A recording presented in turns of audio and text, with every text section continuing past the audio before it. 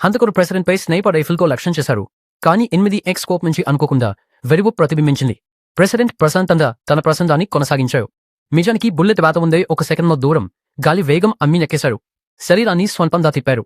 Bullet చేతిని స్వంతంగా తాకిందంపే. కానీ అతని ప్రజాదరణ ఒక్కసారిగా శిఖరానికి చేరింది. ఎవరూ ఊహించలేదు. 6 నెలల క్రితం వరకు అతను ఒక విఫల రచయిత. ఒక్క మాట కూడా రాయలేని స్థితిలో ఉండేవారు. ప్రాడిన పిజ్జాతోనే జీవనం సాగించేవారు. అంతకంటే చెడ్డవి అతని గర్ల్ఫ్రెండ్ కూడా విడిచిపెట్టింది.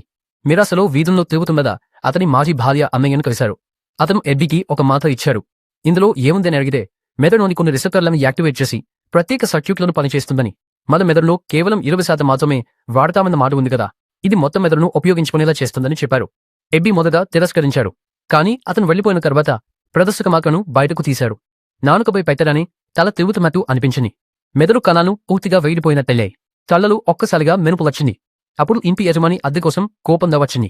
ఎబ్బీ ఆమె పుస్తకాన్ని కేవలం ఒక మూల చూసి ఆమె థీసిస్లోని లోపాన్ని చెప్పేశారు. ఆ పుస్తకం 15 ఏళ్ల క్రితం చదివినదైనా ఇప్పుడు ఒక్క మాట కూడా మర్చిపోలేదు. యజమాని చాలా ఆనందపడింది. ఇద్దరూ ఆ రాత్రి కలిసి గడిపారు. ఇంటికి వచ్చాక కూడా అతని మెదడు ఆదనిరు. ప్రేరణ ఒప్పందం వచ్చి ఒక్క రాత్రిలోనే ఒక పుస్తకం పూర్తి చేశారు. కానీ లేచేసరికి మణి పాత ఎబ్బీగానే మారిపోయారు. అదృష్టవశాత్తు మానుస్క్రిప్ట్ అలాగే ఉంది. వెంకనే పబ్లిషర్కి చూపించారు. అతనిలో అంత ప్రతిభ లేదని తెలిసిన ఎడిటర్ సరదాగా చూసి చెబుతానంది. కానీ ఎబ్బీ ఇంటికి చేరగానే ఆమె నుంచి మెసేజ్ వచ్చింది. కొన్ని లైన్లు చదవగానే అతని ప్రతిభ చూసి షాక్ అయింది. అప్పుడే ఎబ్బీకి ఆ మాత శక్తి అర్థమైంది. వెంకనే బావురు వెతకడానికి వెళ్లారు. కానీ అతని ముఖం అంతా గాయాలతో నిండి ఉండి మాటల గురించి మాట్లాడకుండా తప్పించుకున్నారు. డ్రై క్లీనర్స్ దగ్గర నుంచి ఒక సూట్ తీసుకురమన్నారు. ఎబ్బీ తిరిగి వచ్చేసరికి తలుపు సగం తెరిచి గది అంతా నిశ్శబ్దంగా ఉంది. కేవలం 10 నిమిషాల్లోనే అతని బావ హత్య చేయబడ్డారు. భయంతో ఎబ్బీ ఒక కర్ర పట్టుకుని మూలలో దాక్కున్నారు.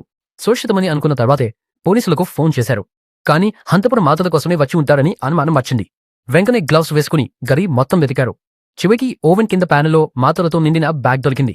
ఆనందంతో ఎబ్బీ నవ్వుకున్నారు. అవన్నీ ఇంటికి తీసుకెళ్లి మరో మాత్రం మింగారు. మళ్లీ శక్తివంతులయ్యారు. 3 రోజుల్లో కొత్త రచన పూర్తి చేశారు. 2 రోజుల్లో పియానో నేర్చుకున్నారు. కఠినమైన ఇన్వెస్ట్మెంట్లు కూడా ఆగలాదే అనిపించాయి. 800 గాలులను ఒక్క రోజులో 3000 కంటే ఎక్కువగా మార్చారు. అతని విజయం విన్న మాజీ గర్ల్ఫ్రెండ్ వెంటనే కదమంది. ఎబ్బీకి తాను ఏదైనా చేయగలననే ఆత్మవిశ్వాసం వచ్చింది.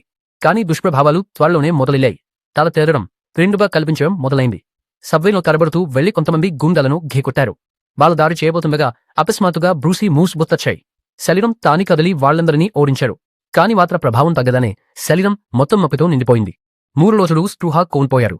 లేచాక మాత్రం వెతికితే కొద్దే మిది ఉన్నాయి. అప్పటికీ ఒక చల్లని హంతకుడు తనను లక్ష్యంగా చేసుకున్నారన్న విషయం